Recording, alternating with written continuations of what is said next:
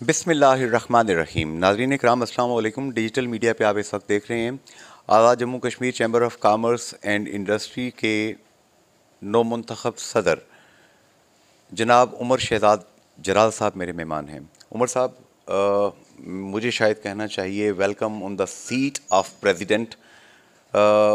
ज़िम्मेदारी ज़्यादा महसूस हो रही है या ताकत? बहुत शुक्रिया जनाब जुनेद अंसारी साहब। ताकत तो खैर हमने इससे पहले भी बहुत देखी हैं, और ताकत सिर्फ अल्लाह ताला की ज़ात के पास है। वही अरूज का मालिक है जो सदा रहता है। ज़िम्मेदारी का एहसास है और उसी ज़िम्मेदारी को निभाने की इंशाल्लाह पूरी कोशिश करेंगे। अच्छा, हमने देखा कि कल आपने मिनिस्टर ऑफ फाइनेंस जनाब माजिद भाई से, अब्दुल माजिद खान साहब से मुलाकात की। क्या एजेंडा था? फ्लैटर करने गए थे, मक्खन मारने गए थे, या कोई एजेंडा था आपके अपने कॉमर्स चैम्बर ऑफ कॉमर्स की बेहतरी के लिए? बिल्कुल जी, माजिद खान साहब से मुलाकात हुई, बड़ी ज़बरदस्त मुलाकात हुई, और एज ए चेयरमैन एजे के बैंक उन्होंने हमें इनवाइट किया। और उसमें हमने जो बिज़नेस कम्युनिटी को प्रॉब्लम्स थी, वो जो एजे के बैंक की जानब से प्रॉब्लम थी, हमने उन पे उनसे खुल के बात की। हमारी जो बिज़नेस कम्युनिटी का एक दरीना मुतालबा है, ना सिर्फ बिज़नेस कम्युनिटी का बल्कि पूरे आज़ाद कश्मीर के लोगों का, कि एजे के बैंक को अब जम्मू कश्मीर बैंक की तरह कॉरपोरेट बैंक होना चाहिए, उसको प्रॉपर स्टेट बैंक के साथ लिंक्ड इन होना चाहिए। उसकी हमने उनसे डिमांड की, हमने उनसे पूछा, और उस पर अब्दुल माजिद खान साहब ने हमें बड़ा ब्रीफली उस पर हमें बताया कि वो किस प्रोसेस में है, और इंशाल्लाह जल्द ही वो शेड्यूल बैंक हो जाएगा। अगर ये शेड्यूल्ड बैंक हो जाता है या जब तक नहीं होता, क्या एजे के बैंक को चैम्बर ऑफ कॉमर्स के साथ राब्ता रख के अगर कोई इंडस्ट्रियलिस्ट कर्ज़े लेना चाहता है इंडस्ट्री लगाने के लिए या बढ़ाने के लिए, इनके सरमायाकारी को जो है वो इंजॉय करना चाहता है, चैम्बर इसमें क्या किरदार अदा कर सकता है? आप यंग आदमी हैं, आपके जहन में फ्रेश आइडियाज़ होंगे। बिल्कुल जी, बड़ी ज़बरदस्त बात की आपने। एजे के बैंक शेड्यूल बैंक ना होने के बावजूद आज़ाद कश्मीर में इस वक्त जो स्मॉल मीडियम इंडस्ट्री है उसके लिए कर्ज़े फराहम कर रहा है। बिल्कुल। और उनकी जो रिटर्न रेशो है वो बड़ी सक्सेसफुल है, तकरीबन 95% है। तो हमने इससे पहले भी एजे के बैंक के साथ बहुत से इश्यूज़ पे बात कर चुके हैं, बहुत से प्रोजेक्ट पे बात कर चुके हैं, और कल की जो हमारी मीटिंग थी उसमें भी ये बात डिस्कस हुई। एजेंडा पॉइंट था ये। बिल्कुल। और चेयरमैन एजे के बैंक माजिद खान साहब का शुक्रिया उनकी टीम का कि उन्होंने इस पे भी आमादगी का इजहार किया, और उन्होंने हमें कहा कि आप इस पे बाकायदा एक प्रपोजल दें। हम चैम्बर को स्मॉल मीडियम इंटरप्रेन्योर कर्ज़ों के लिए कस्टोडियन मुकर्रर करेंगे। यानी चैम्बर अब गारंटर होगा, जो भी कर्जा लेना चाहेगा। अगर लेट्स से इंडस्ट्री में कोई 50, 60, 70, 100 यूनिट आपके काम कर रहे हैं, कोई अप्लाई करना चाहता है, तो क्या कस्टोडियन के तौर पे एक एक वोट आपका भी होगा? आप इसको इस तरह कह सकते हैं कि चैम्बर इसमें एक गारंटर तो नहीं है, लेकिन अप्रूवल अथॉरिटी होगी, कस्टोडियन होगा, कि चैम्बर देखेगा कि आया ये वाकई जेन्युइन बिजनेसमैन है। जो स्मॉल मीडियम कर्जा है उसका हुजम बड़ा छोटा है, इंडस्ट्री के लिए तो है, बड़ी इंडस्ट्री के लिए तो नहीं, 500,000 तक उसकी लिमिट है। तो 500,000 में हम जो इंटरप्रेन्योर हैं, जो छोटे कारोबार हैं, वुमेन एम्पावरमेंट के लिए हमने काफ़ी ज़्यादा पैकेजेस बनाए हुए हैं ऑलरेडी।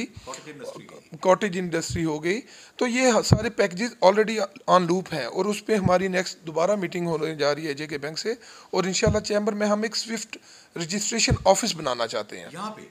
बिल्कुल। मैं पहले दिन से जो मेरा मोटिव ये था कि हम लोगों को वो एटमॉस्फेयर मुहैया करें, हम वो सहूलतें मुहैया करें कि लोगों को, छोटे कारोबारी हजरात को बिज़नेस की रजिस्ट्रेशन के लिए मुख्तलिफ दफातर के चक्कर ना लगाना पड़े। ऑनलाइन हो रहा है आजकल काम। बिल्कुल। आप फेडरल की पॉलिसी देख लें, एसएमई पॉलिसी, तो उसमें उन्होंने ऑनलाइन रजिस्ट्रेशन का ऑप्शन दिया हुआ है। हम उसी तर्ज पे चाह रहे हैं कि यहाँ पे चैम्बर उसको होस्ट करे, चैम्बर उसका कस्टोडियन हो, और चैम्बर के अंदर भी एक हमने स्विफ्ट रजिस्ट्रेशन ऑफिस रखने जा रहे हैं इंशाल्लाह। चीफ सेक्रेटरी साहब से हमारी इस सिलसिले में मुलाकात है।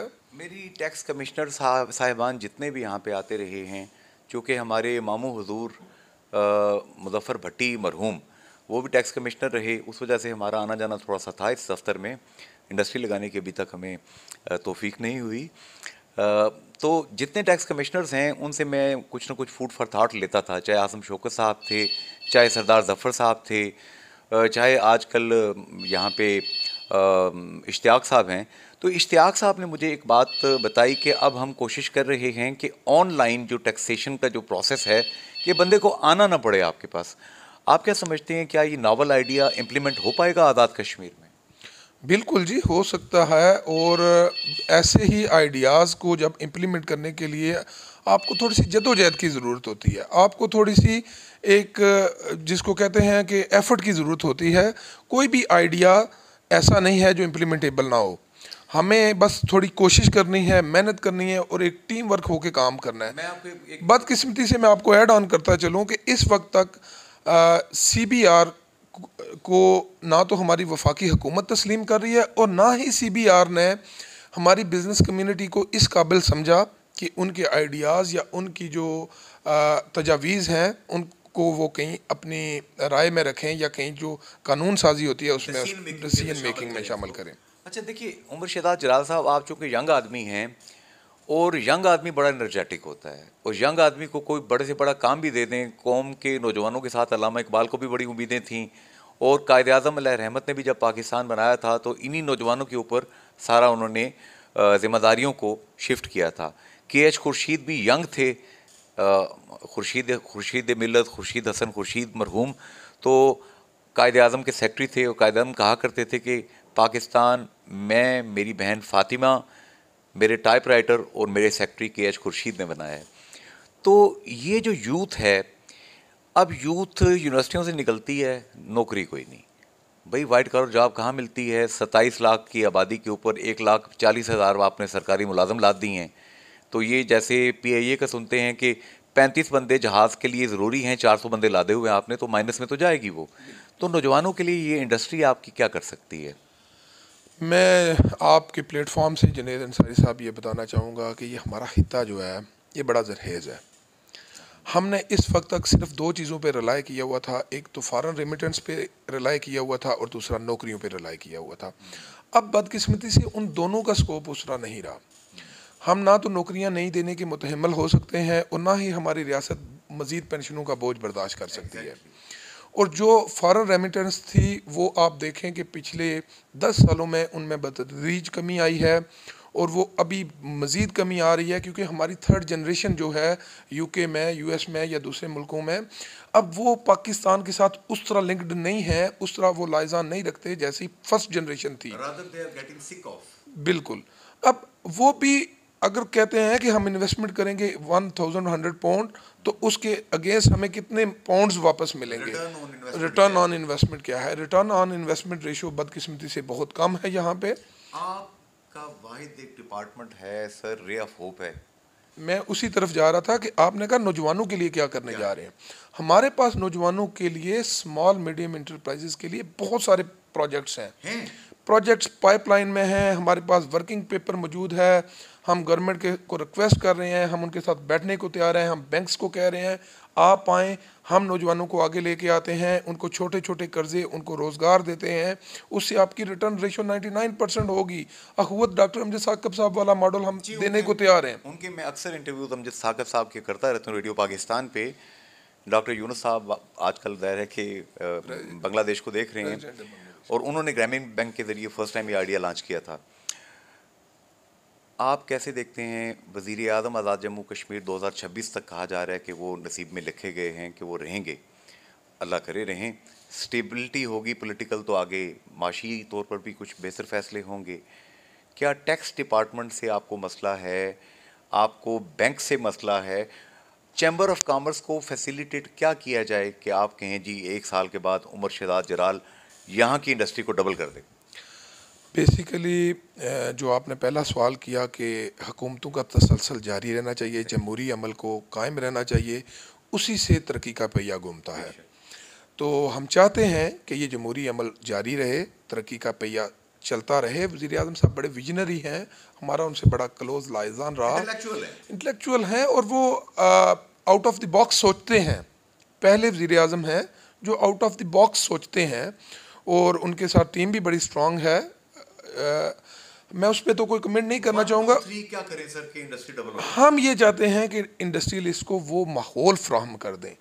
आप मुझे ये बताएं जुनैद अंसारी साहब कि अगर हमारे टैक्सेस भी पंजाब के बराबर हैं, अगर हमारे पास सहूलियात पंजाब से कम हैं तो हमारे पास कौन सी गिदड़ सिंगी है, हमारे पास कौन सी दूध शहद की नहरें हैं कि इंडस्ट्रियलिस्ट अपना सरमाया पंजाब से उठाएगा, वफाक से उठाएगा, बलोचिस्तान से उठाएगा, यहाँ आएगा। क्यों मोबाइल में 500 बंदा काम करता था, एक तो और मोबाइल की कंपनियों में 400 500 लेबर काम करती थी, आपने वो यूनिट्स यहाँ से क्यों जाने दिए? उमर भाई मुझे गिला है आपसे। बिल्कुल, मैं समझता हूँ कि यही हमारा गिला हमारी गवर्नमेंट से है, टैक्स डिपार्टमेंट से है कि अगर टैक्स के रेट बढ़ा दिए गए, पंजाब ने कम कर दिए, पंजाब के इक्वल हो गए, तो जब वो लॉजिस्टिक उनको पंजाब से लानी पड़ती है, अपना सामान रॉ मटेरियल पंजाब से ला के यहाँ तैयार करके दोबारा पंजाब में आपने बेचना है, तो आपको कैरेज चार्जेस इतने पड़ गए हैं कि गवर्नमेंट उनको थोड़ा सा रिबेट नहीं दे सकी। कास्ट ऑफ प्रोडक्शन आप कह लें।